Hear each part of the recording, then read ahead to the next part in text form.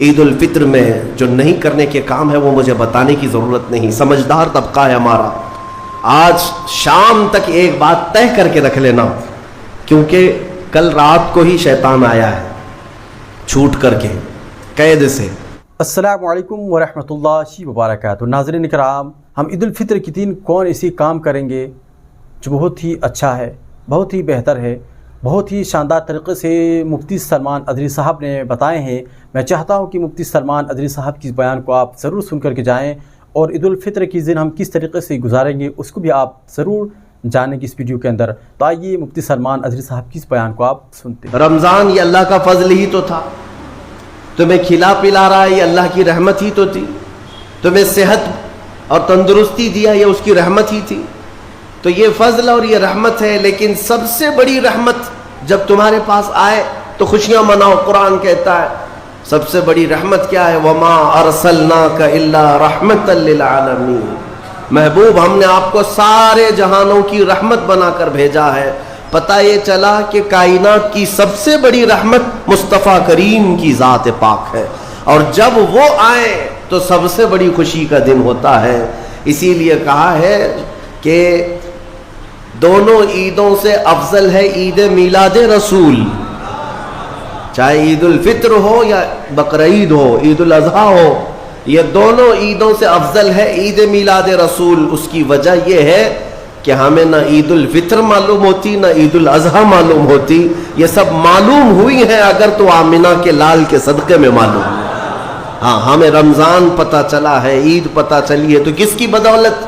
اگر مصطفیٰ کریم صلی اللہ علیہ وسلم نہ آتے نہ بتاتے تو کون سے رمضان کا تصور تھا، کون سی عید پتہ چلتی؟ اسی لیے حاصل کلام تو یہ ہے میرے عزیزو، وہ جو نہ تھے تو کچھ نہ تھا، وہ جو نہ ہو تو کچھ نہ ہو، جان ہے وہ جہان کی اور جان ہے تو جہان ہے۔ آج عید اگر منانا بھی ہے تو میں یہ ضرور کہوں گا کہ آج عید پڑھنے کے بعد، نماز پڑھنے کے بعد سب سے پہلا کام جو آپ کرتے ہیں وہ کیا ہے؟ سب سے پہلا کام آپ یہ کرتے ہیں اپنے ماں باپ، اپنے رشتہ داروں سے ملاقات، اور گھر جلدی بھاگ کر کے جاتے ہیں کہ اپنے بڑوں سے ملاقات کرنا ہے۔ آج مصافحہ معانقہ کا دن ہے۔ آپ کو اپنے ماں باپ جس قدر یاد رہتے ہیں میرے عزیزو، اس رسول کو آج ہرگز فراموش نہ کرو جو اپنے رات کی تنہائیوں میں تمہیں امتی امتی کہہ کر یاد کیا کرتے تھے۔ آج ان کا دن ہے، آج اس رسول پاک کا دن ہے۔ سورج کے ڈوبنے سے پہلے پہلے تک کثرت سے میرے آقا کی بارگاہ میں بیٹھ کر درود بھیجو اور عرض کرو کہ آقا آج میری خوشی کا دن ہے، میں اپنے ماں، اپنے باپ، اپنے بھائی، اپنے بہن، سب سے زیادہ اگر دنیا میں کسی سے پیار کرتا ہوں تو وہ آپ کی ذات مبارکہ ہے۔ رسول پاک صلی اللہ تعالیٰ علیہ وسلم کو یاد کرنا آج کی عید کے دن کا ایک بہت ہی بڑا حصہ ہے مومنوں۔ باقی میں دوسروں کے بارے میں نہیں کہہ سکتا، جن لوگوں نے آج کی عید کو جوا کا اڈا بنا لیا ہو، شراب پینے کا ذریعہ بنا لیا ہو، سینما تھیٹر پہ جا کر کے عیش کرنے کا ذریعہ سمجھاؤ، میں سمجھتا ہوں کہ ان کے اندر روح اسلام نہیں آئی۔ اگر اسلام کی روح ہوتی، اگر ایمان ان کے قلب میں بشاشت پیدا کر چکا ہوتا تو ہرگز وہ ایسی جگہ قدم بھی نہیں رکھتے۔ اے میرے عزیزو، آج مصطفیٰ کریم صلی اللہ علیہ وسلم کے سچے غلام بن کر کے دکھانے کا بھی دن ہے۔ آج دنیا تمہیں دیکھ رہی ہے، آج پوری دنیا دیکھ بھی رہی ہے اور ڈر بھی رہی ہے کہ یہ باہر نکلے ہیں آج کیا ہونے والا ہے۔ میرے عزیزو، تمہارے پاس سب سے بہترین میسج دینے کا وقت یہ ہے کہ رسول کریم صلی اللہ تعالیٰ علیہ وسلم کے غلام ان کی سنتوں میں ملبوس اپنے گھروں سے آج نکلے ہیں اور پوری دنیا میں حضور کی سنتیں عام کر کے رہیں گے اور حضور پاک صلی اللہ علیہ وسلم کے اخلاق کو پھیلا کر رہیں گے۔ آج تمہارے ذریعے سے حضور اکرم صلی اللہ علیہ وسلم کے اخلاق عام ہونی چاہیے۔ نان مسلم ہو، غیر مسلم ہو، کوئی بھی اگر اس کے ساتھ تمہارے مدد کا جذبہ آیا، کم سے کم اس کے دل میں یہ خیال تو آئے گا کہ یہ نوجوان کیوں میرے ساتھ اچھائی کر رہا ہے۔ اس وقت تم یہ بتا سکتے ہو یہ میرا اپنا عمل نہیں، یہ میرے آقا کا عمل ہے۔ نبی پاک صلی اللہ تعالیٰ علیہ وسلم آج کے دن غریبوں کو نہیں بھولتے، یتیموں کو فراموش نہیں کرتے۔ حضور پاک صلی اللہ تعالیٰ علیہ وسلم آج ان یتیموں، بیواؤں، سب کے گھروں کا خیال تک رکھتے تھے۔ عزیزان گرام وقار، آج عید کے ان لمحات میں یقیناً رمضان المبارک گزر جانے کے بعد خوشیوں کا دن ضرور ہوتا ہے، لیکن ساتھ ہی آج ہمیں قلق بھی ہے، غم بھی ہے ہمارے ان بھائیوں کا جو آج عید منانے کے لیے یا تو ہمارے ساتھ نہیں ہیں، ناحق جیلوں میں بند ہیں، کچھ بے قصور قیدی ہیں، اور بہت سارے وہ لوگ ہیں جن کے ہاں اسباب کی کمی ہے اور کوئی عید نہیں ہے ان کے ہاں، وہ فلسطین کا علاقہ ہو کہ شام ہو کہ یمن ہو کہ عراق ہو، ان کے ہاں کوئی عید نہیں، وہ کھلے میدانوں میں آج بھی ایک ایک روٹی اور بوٹی کے لیے ترس رہے ہوں گے۔ آج اس درد کے ساتھ ہم عید کے لیے حاضر ہیں اور بارگاہ مولا میں یہ عرض ضرور کریں گے کہ مولا جہاں تو ہمیں نرم لقمے کھلا رہا ہے، حضور کی اس غریب امت پر بھی رحم فرما دے۔ ایک میرا ہی رحمت میں دعویٰ نہیں، شاہ کی ساری امت پہ لاکھوں سلام۔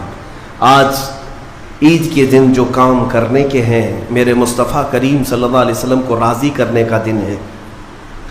آج کے دن حضور فرماتے ہیں اللہ تعالیٰ کو سب سے زیادہ پسندیدہ جو عمل ہے، سب سے زیادہ پسندیدہ وہ دو ہے، دو عمل اللہ کو بہت پسند ہے آج کے دن۔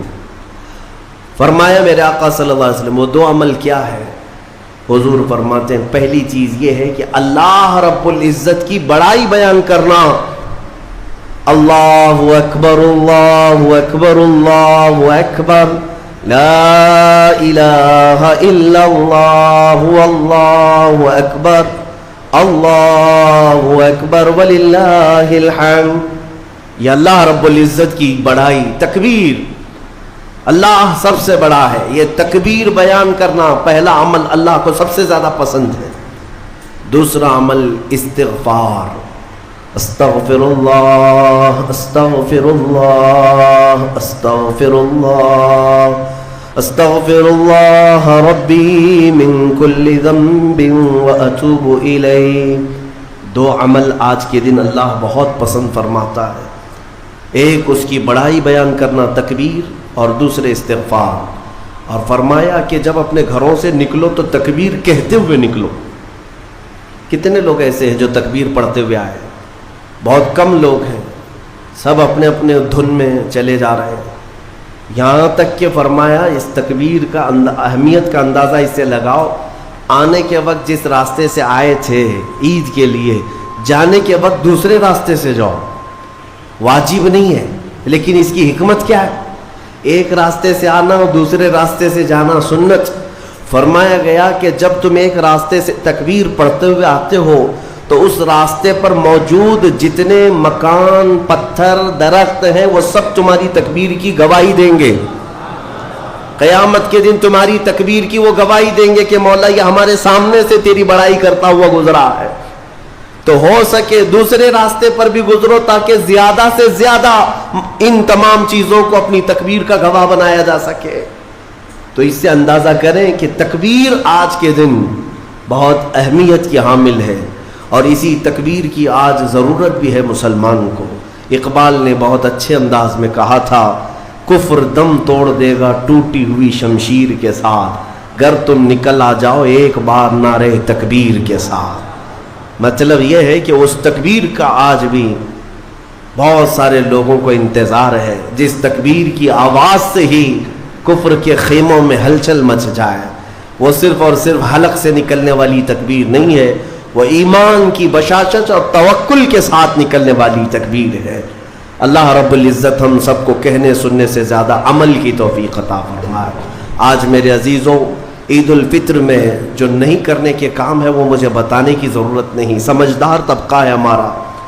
آج شام تک ایک بات طے کر کے رکھ لینا، کیونکہ کل رات کو ہی شیطان آیا ہے چھوٹ کر کے قید سے، اور وہ اپنے پورے فورس کے ساتھ چاہتا ہے کہ تمہیں کسی نہ کسی طرح سے ان راستوں سے لے کر گناہوں کے اڈوں پر لے جاؤ۔ کتنے ایسے لوگ ہیں جو ایک ہی دن میں اس کے شکنجے میں پھنس جاتے ہیں، یہ ان کا معاملہ ہے۔ اسی لیے آج شام تک اپنے آپ کو کنٹرول کرو کہ میں نہ آج گانے بجانے، سینما اور جوؤں کی طرف جاؤں گا، اور نہ ہی بے حیائی کے اڈوں کی طرف جاؤں گا۔ آج کا دن اللہ رب العزت اپنے فرشتوں پر رشک فرماتا ہے۔ توجہ تو چاہتا ہوں، توجہ۔ عید کے دن جب بندے سجدے میں گرتے ہیں، عیدگاہ ہو کہ مسجدیں ہو، جیسے ہی تم عید کے دن سجدے میں چلے جاتے ہو، یہ لمحہ کون سا ہے جانتے ہیں آپ؟ یہ لمحہ کون سا ہے؟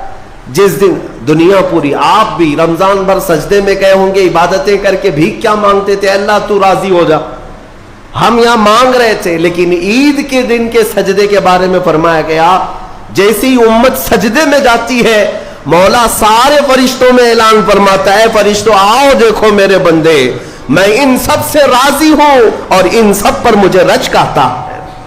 آج دنیا خوشیوں میں ڈوب کر کے عیاشی کرنا چاہتی ہے، لیکن میرے یہ بندے ہیں جو دنیا کو ترک کر کے میری بارگاہ میں سجدہ ریز ہیں۔ آج مولا رب العزت رشک فرماتا ہے فرشتوں پر۔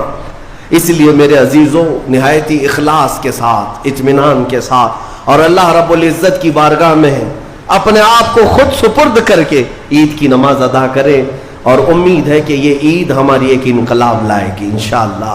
جو حالات آج پیدا ہو چکے ہیں، میں اس کے لیے بھی گزارشتاً یعنی معروضتاً یہ عرض کروں گا کہ آپ امن و امان کو برقرار رکھیں، امن و امان کو برقرار رکھیں، یہ بہت ضروری چیز ہے۔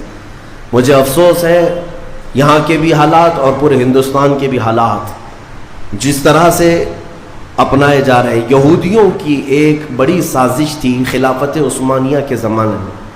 وہ کیا کرتے تھے کہ مسلمانوں کو بھڑکانے کے لیے، ورغلانے کے لیے کچھ ان کی مقدس چیزوں کی توہین کرتے تھے کسی ایک کے ذریعے سے، اور جب مسلمان بھڑک جاتے، باہر آتے، تو پھر ان کے بیچ میں یہ یہودی بھی داخل ہوتے تھے، باضابطہ یہ طریقہ اپناتے تھے، اور پھر مسلمانوں میں آپس میں لڑا دیتے تھے۔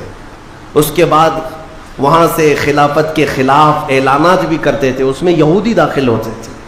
تو اس طرح بھیڑ جمع کر کے باہر ورغلانا، لوگوں کو اکسانا، یہ ان کا کام تھا تاکہ زیادہ سے زیادہ مسلمانوں کا نقصان ہو